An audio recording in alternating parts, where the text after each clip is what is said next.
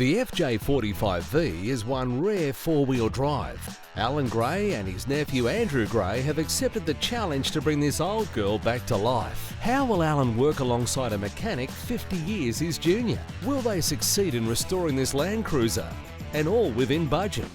Yeah, today we're back at the Tamer workshop, continuing with the FJ45V project. As you can see, the body needs a bit of attention. There's rust and the paint's not so good. Plan of attack is to whip the bonnet off, get it down to sandblasters and see what we're left with. And if we're happy, we'll take the whole vehicle down. All talk and no action again. That happens, doesn't it? No wonder you're so well preserved. You've eaten all that sugar. At my age, you want all the preservatives you can get. First things first, and the bonnet needs to be removed. This old girl's got a fair bit of rust, but should still come good with a decent soda blast. It's rusted remarkably well. It looks like original paint to me. It's got pretty bad rust. It's not, it hasn't rusted all the way through or anything, but that'll take a bit of getting off. Nothing like that. It's still surface rust. Yeah, but it's got to be done, so just sit it there for a minute and just have another look. Yeah, okay, so when you go out there, that's the worst part. Let's see what he treats that with and see if he can do this in soda so it's not as harsh. Yep. Yeah, I'll leave it up to you to make up your mind about that. No worries. Okay, that'll do. We'll throw it in the back of the ute. Andrew heads to the blasting shop so this panel can get a long-deserved spruce up. Yeah, we're doing up an FJ45V, it's an old Land Cruiser, and yeah, look, we're up to the body work and it's got a bit of rust in it here and there, and we're looking at getting the body soda blasted. This is probably the worst case scenario for rust. We thought we'd bring in the bonnet and get your opinion. Yeah, we can soda blast it. That'll only remove the coating. It won't remove any of the surface rust. That would remain, so it's a bit of a waste of effort because you'd have to manually remove the rust later on. I would not recommend garnet because it would most likely warp the panel. We can use an extremely fine glass for a delicate panel like a bonnet. That'll remove the coating and all the surface rust. Bring you back to a white metal ready for paint. I suppose we better get into it. No worries. While Alan and Andrew wait for the soda blasting, they decide it's about time they replace the exhaust and sort out the protection plate for the transfer case. Listen, George, what we're going to do, because the exhaust is all bracketed terribly here, the exhaust finishes near a door opening, which is illegal. I've had another exhaust made up to put right throughout the back. So let's get into it now. Feel like it? Yep, let's do it. Go.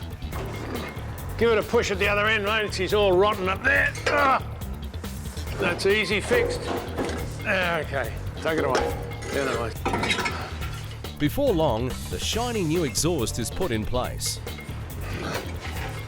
That'll do. It'll go onto this old flange straight away. Have a look at that.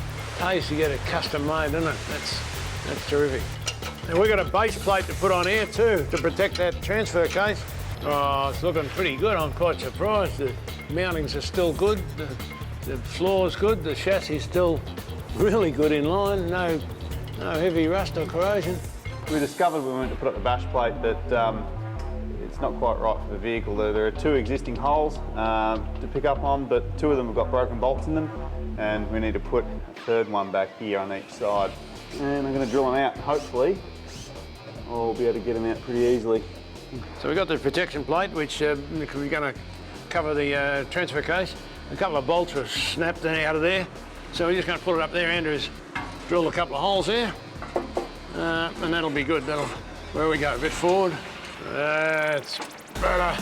With the new exhaust and protection plate in place, Andrew heads back to see the results of the soda blasting. Right, well, we couldn't show Brian sandblasting the bonnet because it's just too dusty in there, but he's all finished now, so hopefully it'll be very excited to see how it turned out. Should look good. There you go. Ripper. Nearly good as the new one. That looks pretty good, Brian. Yeah, come up pretty good. As you can see, it's got rid of all the rust, so you've virtually got a surface ready to paint straight over. Just give it a quick wash down with some solvent, you're right to go. So I'm right in saying you shouldn't touch it with your fingers at the moment? The glass leaves a fine pitted surface, so it's not recommended to touch it with your bare hands. You've got oil and contaminants on your hands, and that'll rust basically where you touch it. So until you got it clean and got some paint over it, recommended to wear some gloves. All right, I suppose I'd better get this back to the workshop and bring the rest of the FJ down here. Now she's ready for a body restoration, so make sure you watch the next episode of The Project. For all your four-wheel drive components, contact Tamer.